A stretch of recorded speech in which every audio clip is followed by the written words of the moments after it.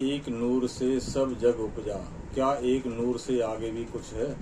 जी हाँ, बिल्कुल। लेकिन पहले एक नूर को समझें। एक नूर है क्या?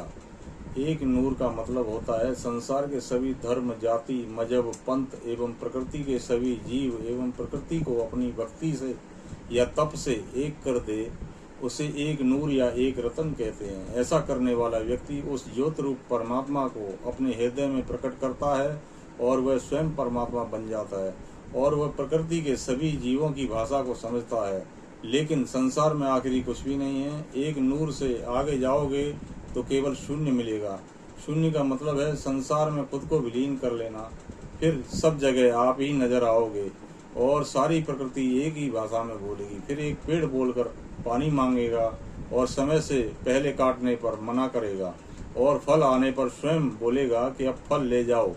कोई घायल पक्षी कहेगा कि मुझे इस्तेमाल कर लो ताकि मोक्ष प्राप्त कर सकूं। कोई भूखा जानवर आपके द्वार पर आएगा और भोजन मांगेगा और आप अपनी मर्जी से किसी के अंग को काटोगे तो आपका अंग स्वतः कट जाएगा। सारी प्रकृति स्वयं अनुपात में रहेगी। कोई धन के पीछे नहीं भागेगा। कोर्ट कचहरी सीमाएं सब नष्ट हो जाएंगी। स्वतः न्याय होगा।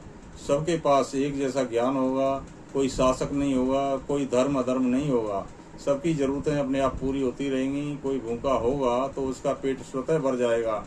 हीरे मोतियों से सब लदे होंगे। मरने से पहले जीव बताकर जाएगा कि अब मुझे हंस बनना है और सभी योनियों में जीव स्वेच्छा, सुरक्षा और स्वतंत्रता से घूमता रहेगा। कोई स्वर्ग नहीं होगा, कोई नरक नहीं होगा। आपका संदेश बिना किसी यंत्र के एक पल में कहीं भी पहुंच जाएगा। समय आने पर बकरे और मुर्गे कसाई की दुकान पर स्वयं जाएंगे। मछलियां भी स्वयं किनारों पर आएंगी। सारे संसार में परमात्मा की एक जैसी ध्वनि सुनाई देगी। सारी जरूरतों की चीजें होंगी। सभी जीवों का निस्वार्थ भाव सेवा का होगा। धन की कोई जरूरत नहीं होगी।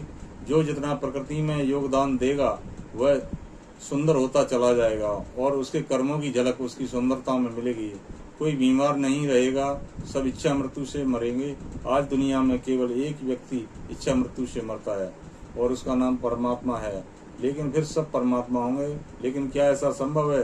संभव तो यह भी न था कि एक भक्त गंगा माँ को चमड़ा भिगोने वाले पात्र में प्रकट कर दे, और संभव तो यह भी न था कि कोई संत काबे को घुमा दे। असंभव शब्द उनके लिए है जो खुद असंभव है। इस दुनिया में आखिरी कुछ भी नहीं है। ये माया जगत है। यहाँ कोई कुछ भी कर सकता है। जब आप इसे कल्पना समझे या हकीकत, यह तो वक्त ही बताएगा।